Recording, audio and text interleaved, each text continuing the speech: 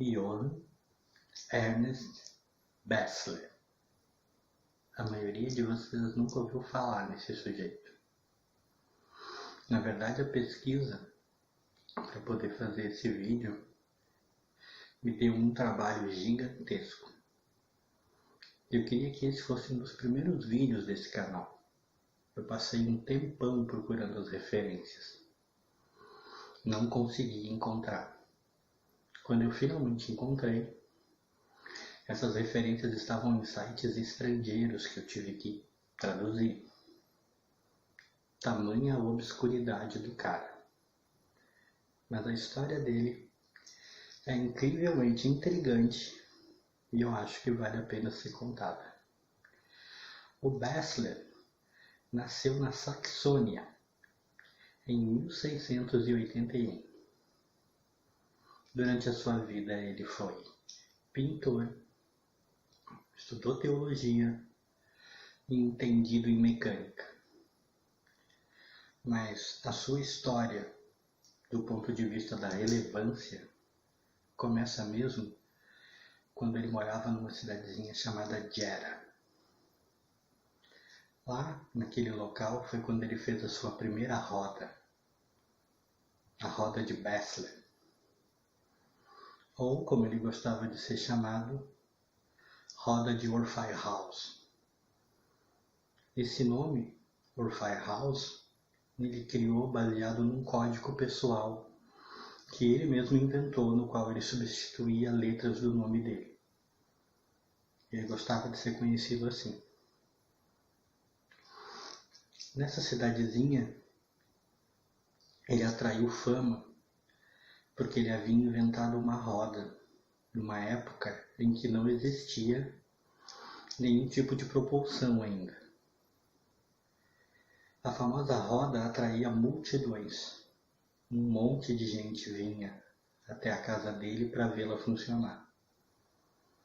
Ele fazia com que ela funcionasse com um impulso de mão. Ele tocava na roda, dava o primeiro impulso, e ela não só começava a girar, como ainda ganhava velocidade e não parava mais, segundo o que se dizia. Essa roda era capaz de conseguir impulso suficiente também para mover alguns pequenos pesos. Acontece que o nosso amigo Bessler não tinha muito boa fama. Ele tinha este pequeno problema, vamos dizer assim. Ele não gozava de boa fama. E em Gera, ele acabou atraindo a atenção das pessoas que diziam que ele era um falsário, que ele era um embusteiro, que a roda dele funcionava com algum truque. Então ele acabou saindo da cidade por ter medo, de entrar em confronto com essas pessoas. Foi quando ele acabou indo para uma cidadezinha perto da Lipsia, ou Lápsia. Alemão é complicado, gente, eu estou tentando. Que era Auschwitz. Nessa cidadezinha ele fez outra roda.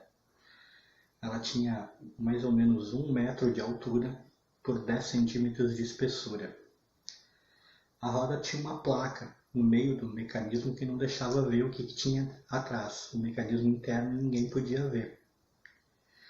Ele construiu essa roda lá e chamou vários experts na área, engenheiros, pessoas que entendiam de mecânica, para que eles atestassem que a roda dele funcionava sem que ele usasse nenhum tipo de tração, a não ser aquele primeiro impulso que ele dava. Nesse sentido, ele obteve sucesso, ele conseguiu testemunhos válidos, os testemunhos foram considerados incontestáveis, de gente séria, mas nem assim ele se livrou dos detratores.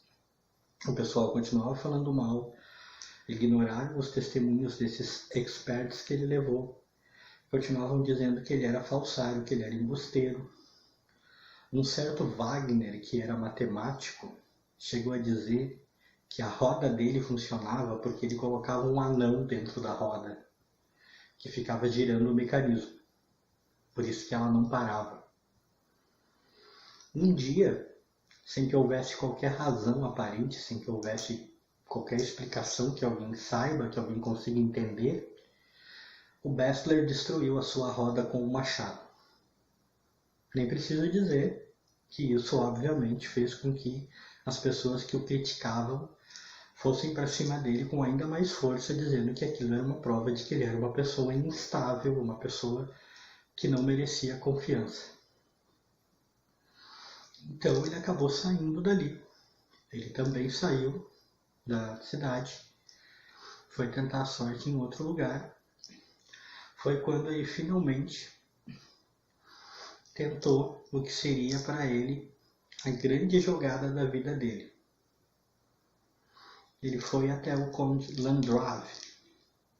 Esse conde era muito conhecido porque a família dele era uma família tida como uma família de gente para frente, de gente mente aberta, de gente antenada com o futuro, né, de pessoas libertárias. Já tinham abrigado alquimistas, ocultistas.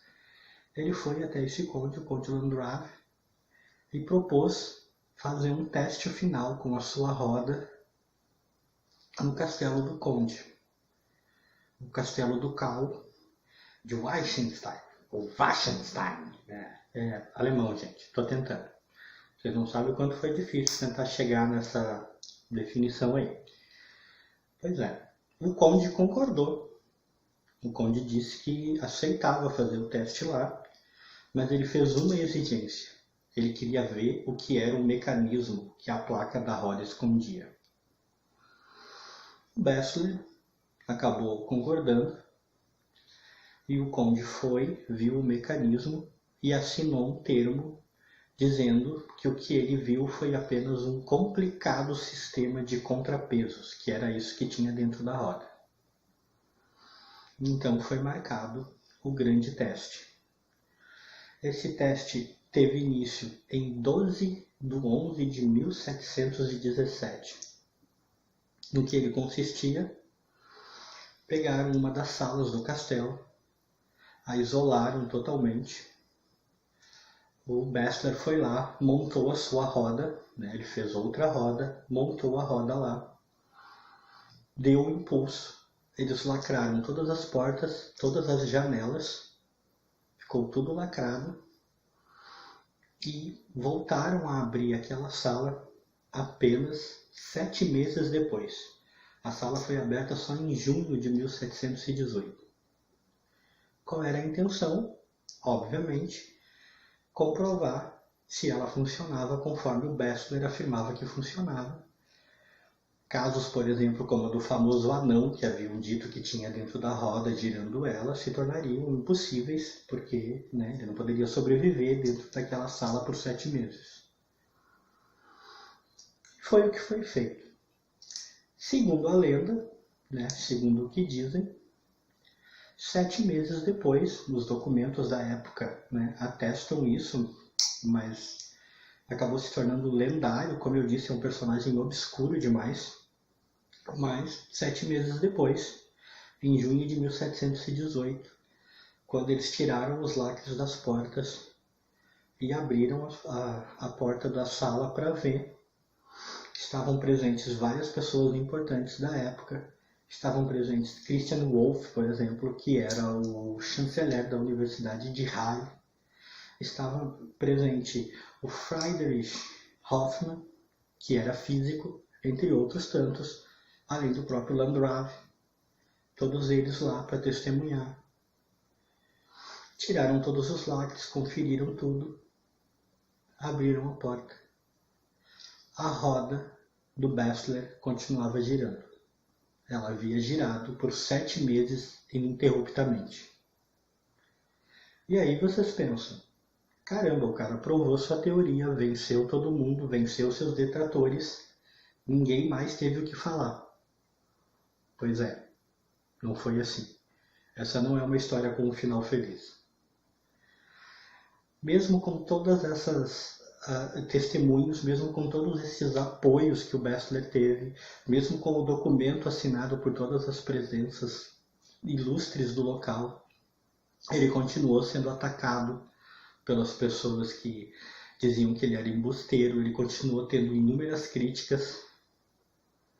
Num ato meio desesperado para tentar provar que a sua roda funcionava de verdade, ele chegou a publicar um esquema de como a roda funcionava, um esquema técnico. Só que esse esquema, ao invés de ajudá-lo, só piorou, porque o esquema simplesmente não funcionava. Quem tentou montar a roda baseado naquele esquema que ele apresentou não conseguiu nada, a tal roda não funcionava. Isso fez com que ele terminasse sua vida no ostracismo, ele terminou a sua vida esquecido. Numa última tentativa, ele ainda enviou os documentos e entrou com um pedido para patentear sua roda, ele queria a patente da roda. Ele acabou não tendo. Ele morreu só e foi esquecido. Mas a questão é, os documentos oficiais, inclusive com o testemunho do Landgraf, afirmam que a roda dele girou por 7 meses ininterruptamente. Afinal de contas, o que foi que o Bessler inventou? A gente tem que lembrar que nessa época não existia motor de nenhum tipo. Não existia motor elétrico, não existia motor a explosão, não existia nenhum tipo de propulsão a não ser tração animal. Bessler talvez tenha chegado muito perto de inventar o moto perpétuo. E, no entanto, isso se perdeu na história. Então, o que vocês acham? Quem gostou, comenta, compartilha, por favor, e até a próxima.